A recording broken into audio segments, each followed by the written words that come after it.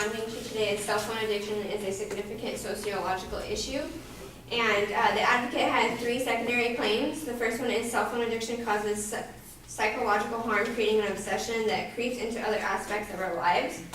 The second, cell phone addiction has caused sleep deprivation in both children and adults, which can result in a greater health issues and a lack of productivity at school and work. And the third, cell phone addiction can lead to significant physiological effects.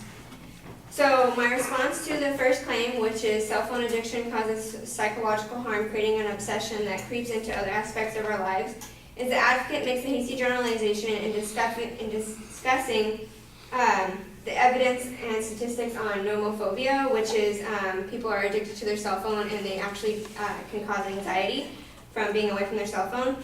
The advocate fails to explain that this sample survey was taken in the United Kingdom and that only 1,000 people were surveyed. He failed, and this was a generalization that everybody now has nomophobia. He also failed to explain that drivers of nomophobia are boredom, insecurity, and loneliness. And these are 3 factors that we need to take in consideration when we talk about nomophobia, because not everybody feels these effects when using their phone or throughout the day.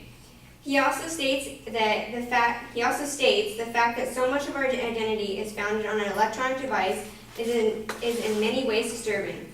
When he's talking about an electronic device, he's undermining his claim that it is a cell phone because he fails to explain that it's a cell phone that he's talking about. He's just merely saying an electronic device, so we don't know if that's a laptop or if it's email or if it's an iPad, anything electronic. This reasoning should be dismissed. My counterclaim is that many people use their cell phones as a means of confirming group identity and expressing their own identity and safety. According to the article, the cell phone as an agent of social change states that together with everyday uses of cell phone as a communication device, and the gadget has become a fashion tool, a device that has shaped the individual's identity and prestige, and that many of these people are forming a social change in a new subculture, and it offers a traveling library to students and communication on the go. His second claim, cell phone addiction has caused sleep deprivation in both children and adults, can result in greater health issues and lack of productivity in school or work. The advocate, the research that he explained that 79% of the people acknowledged that the cell phone woke them up in the middle of the night. However, the evidence that he had, it failed to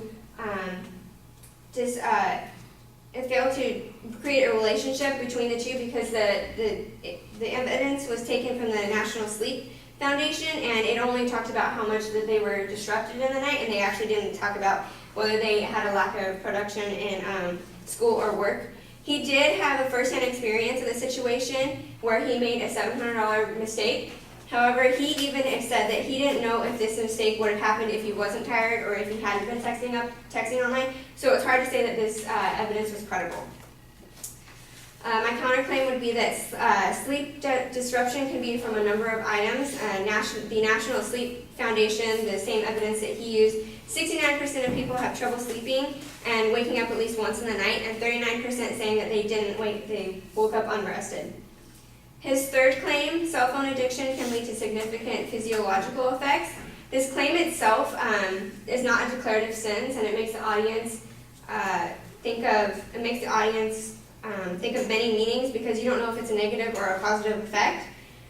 He fails to, one of his evidence is that using a bright screen before bed can actually delay your sleeping time. However, the bright screen, the evidence, it was taken from the use of a tablet or a computer before bed, and this is not the same to say for a cell phone, because you don't know, because they didn't even talk about the same lighting in cell phones and in tablets. It said tablets were more prominent in a brighter screen.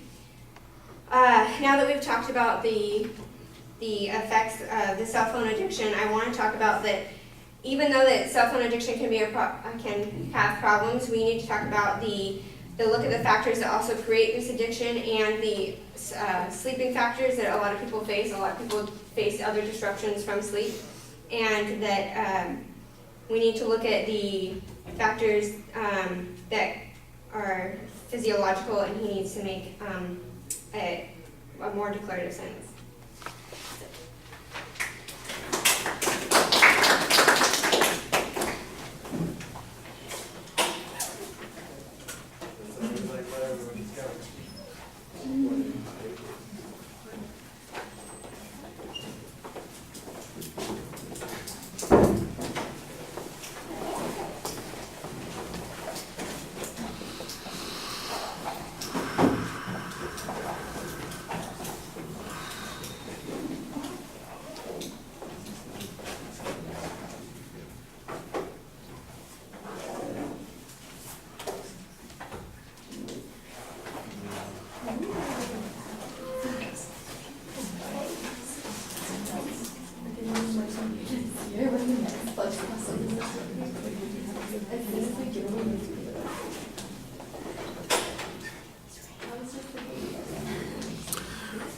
Okay, the structural things are all fine. On the evidence issues and the supporting points, you make some claims about the evidence on the first point where you were attacking the information that he's generalizing from. You've got this survey from the United Kingdom, and I'm not exactly sure why it matters where it was from, and there's no real evidence that 1,000 people being surveyed would be insufficient. I don't know that he suggested that everybody is subject to these problems. I don't remember what the exact statistic was, but it does seem to suggest that there was some kinds of consequence. I think that you have a good counterclaim here suggesting that insecurity and loneliness are really the alternative causalities of these particular problems, and the cell phones may be just a symptom of that underlying cause. I think that that's a good idea.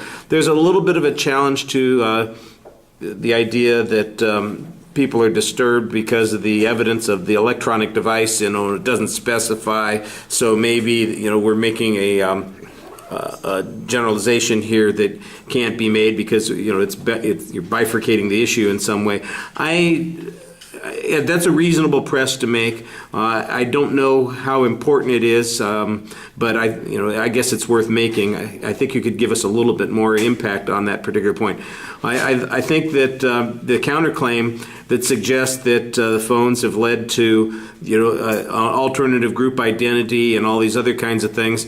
If I was making this argument and this was a debate, I'd respond and say, that's exactly the kind of sick stuff that I'm talking about. In other words, people are getting psyched out and going crazy, creating this identity because of their phone, and it becomes the fashion statement, and they become a subculture here instead of, sticking with the mainstream culture and functioning with everybody else. They become isolated. So I appreciate the idea that you've got here. What you need to do is show us that has some benefit. I think it's a good point, but like I said, I think it needs to show that it's a benefit.